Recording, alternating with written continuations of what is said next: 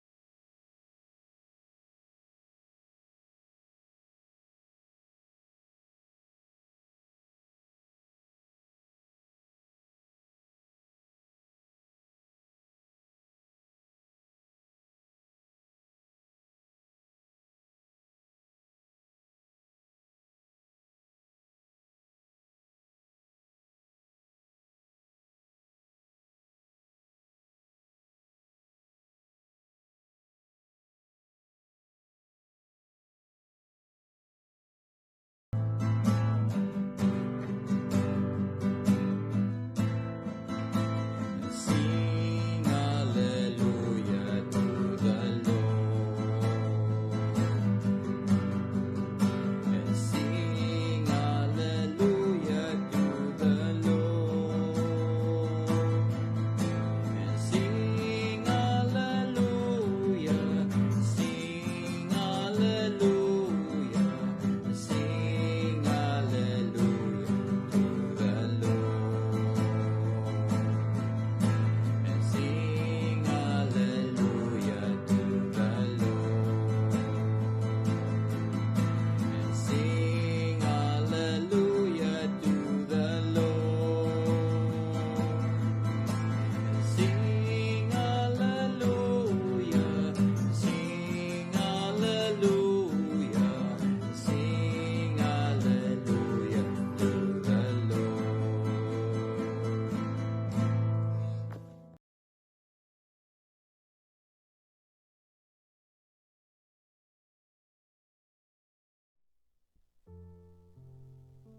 A reading of the Holy Gospel according to Matthew chapter 13, verse 1 to 23.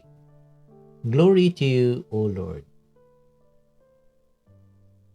On that day, Jesus went out of the house and sat down by the sea. Such large crowds gathered around him that he got into a boat and sat down, and the whole crowd stood along the shore. And he spoke to them at length in parables, saying, A sower went out to sow, and as he sowed, some seed fell on the path, and birds came and ate it up. Some fell on rocky ground, where it had low soil. It sprang up at once because the soil was not deep, and when the sun rose, it was scorched, and it withered for lack of roots. Some seed fell among thorns, and the thorns grew up and choked it. But some seed fell on rich soil, and produced fruit 100 or 60 or 30-fold. Whoever has ears ought to hear. The disciples approached him and said, "Why do you speak to them in parables?" He said to them in reply, "Because knowledge of the mysteries of the kingdom of heaven has been granted to you, but to them it has not been granted. To anyone who has more will be given, and he will grow rich. From anyone who has not, even what he has will be taken away. This is why I speak to them in parables, because they look but do not see, and hear but do not listen or understand.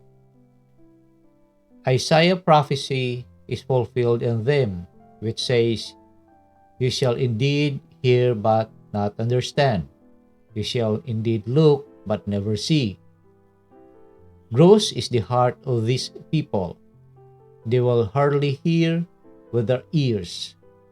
They have closed their eyes, lest they see with their eyes and hear with their ears, and understand with their hearts, and be converted, and I heal them. But blessed are your eyes because they see, and your ears because they hear. Amen, I say to you, many prophets and righteous people long to see what you see but did not see it, and to hear what you hear but did not hear it. Hear then the parable of the sower. The seed sown on the path is the one who hears the word of the kingdom without understanding it. And the evil one comes and steals away what was sown in his heart. The seed sown on rocky ground is the one who hears the word and receives it at once with joy. But he has no root and lasts only for a time. When some tribulation or persecution comes because of the word, he immediately falls away. The seed sown among thorns is the one who hears the word, but then worldly anxiety and the allure of riches choke the word, and it bears no fruit. But the seed sown on rich soil is the one who hears the word and understands it, who indeed bears fruit and yields 100 or 60 or 30-fold. The Gospel of the Lord. Praise to you, Lord Jesus Christ. Isang mapagpalang linggo po sa ating lahat. Kamusta po mga kapatid? Sana naway nakapagsimba tayo sa araw na ito at nakapagpasalamat sa ating Panginoon sa lahat ng mga biyaya na ating natanggap sa buong linggo nating pagpapagod. So naway magiging blessed ang ating linggo ngayon. At bago po ako mabigay ng aking munting refleksyon, ako po ay nagpapasalamat sa lahat ng ating mga masugid na mga taga-subaybay, sa ating mga subscribers, sa lahat na mga nagsishare at nagbo-view ng ating mga videos. Sa inyo pong lahat, marami pong salamat.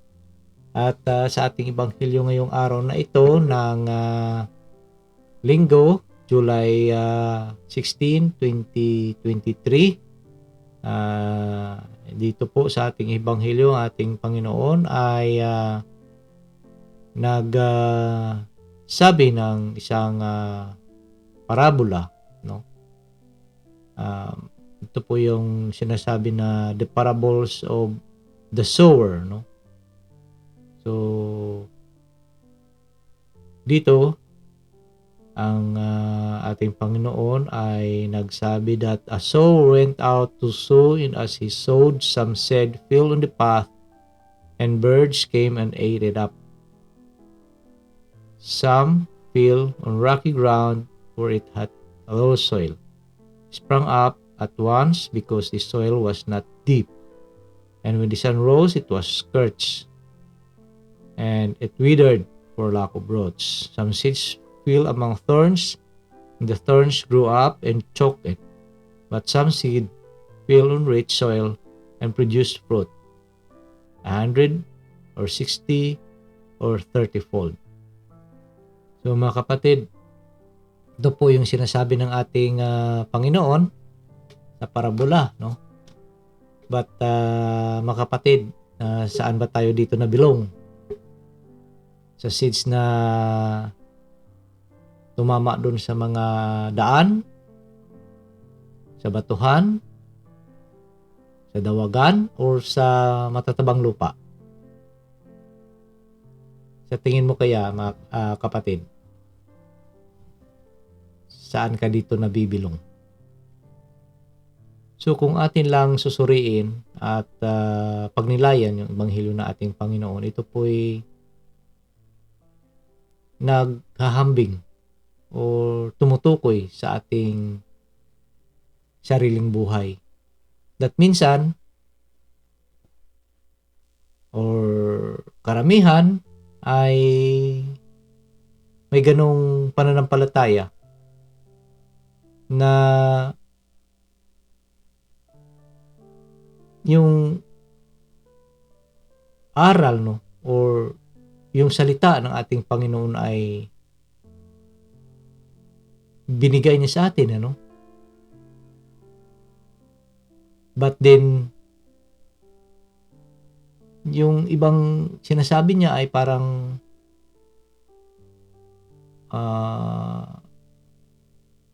dumaan lang, no? Parang usok na nabiglang nawala. Ibang tinuka kaagad ng kalaban, no?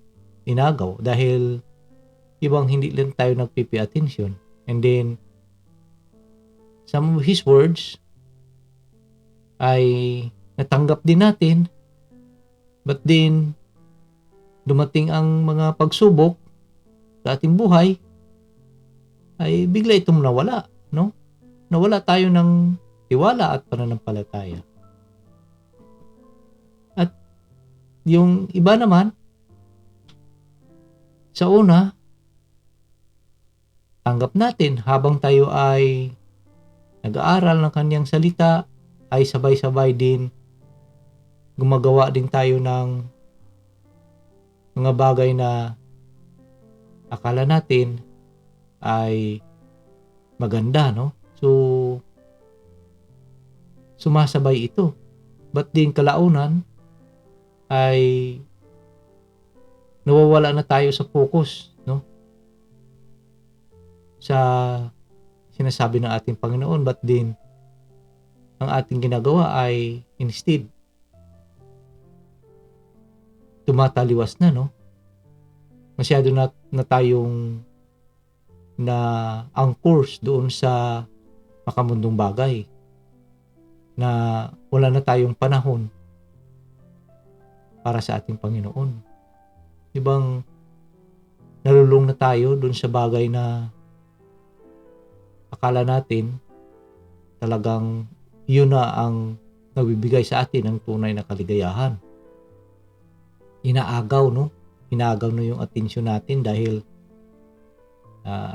sa mga bagay na sa paligid natin, lalo na yung panahon ngayon, no? In modern times.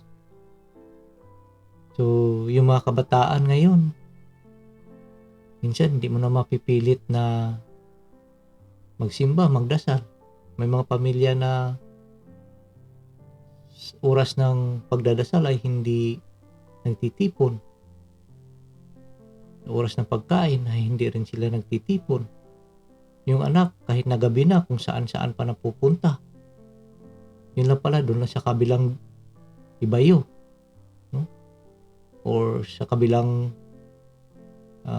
baryo, naglalaro lang ng kung ano dyan laro na naglalaro sa gadgets nila.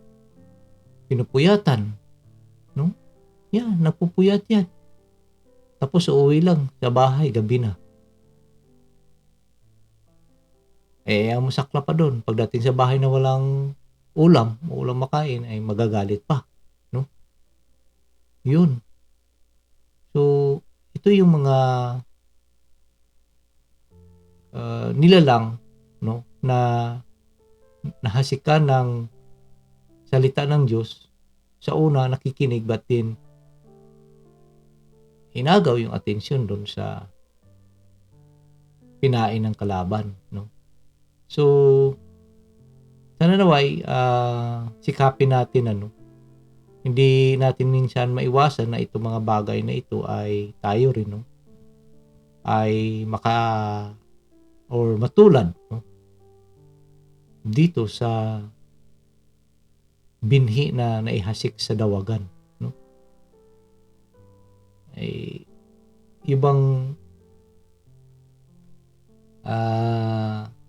nagkaroon ka ng masasabi nating success mo sa buhay, no.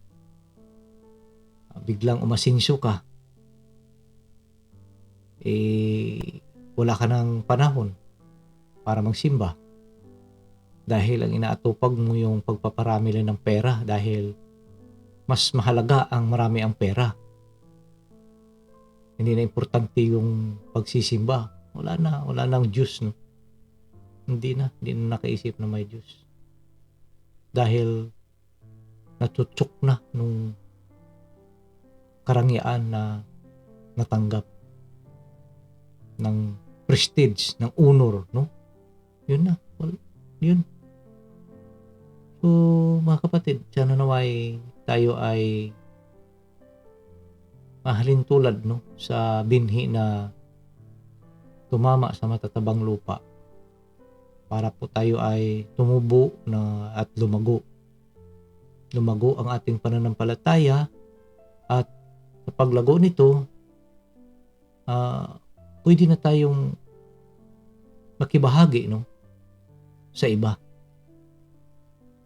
So ito po yung gusto na mangyari ng Panginoon sa ating buhay. Yung tumubo tayo at mamunga ng mabuti, mamunga ng marami, para marami rin ang makikipag-share. So sana naway mga kapatid,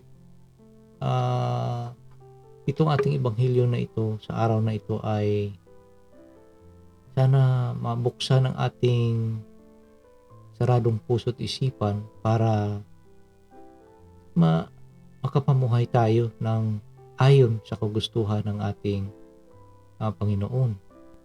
So naway mga kapatid, ang ating ebanghelyo na ito ay makakatulong sa atin sa ating araw-araw na gawain, sa araw-araw nating buhay, na ito ay makagabay sa atin para po tayo ay tumubo at lumago ng lumago. So, ang mga bagay na ito po ay ating magagawa sa tulong ng Banal na Espiritu sa paggabay ng ating mahal na Panginoong Hesukristo.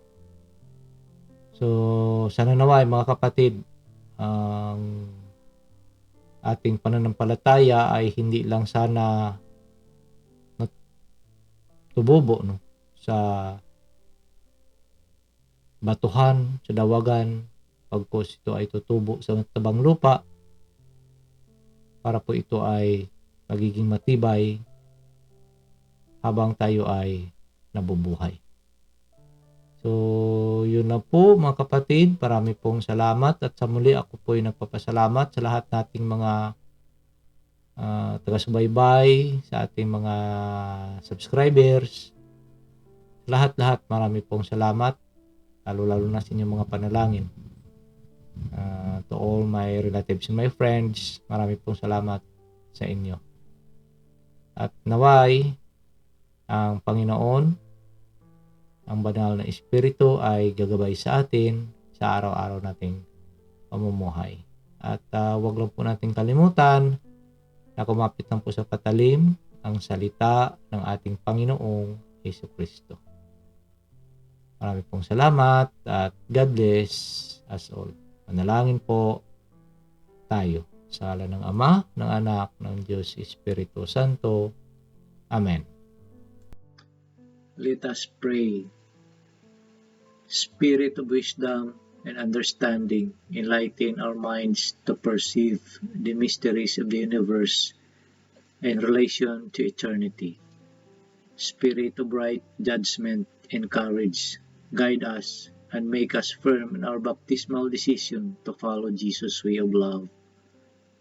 Spirit of knowledge and reverence, help us to see the lasting value of justice and mercy in our everyday dealings with one another. May we respect life as we work to solve problems of family and nation, economy and ecology. Spirit of God, spark our faith, hope, and love into new action each day. Fill our lives with wonder and awe by your presence, which penetrates all creation. Amen. Sa ngalan ng Ama, ng Anak, ng Diyos Espiritu Santo. Amen.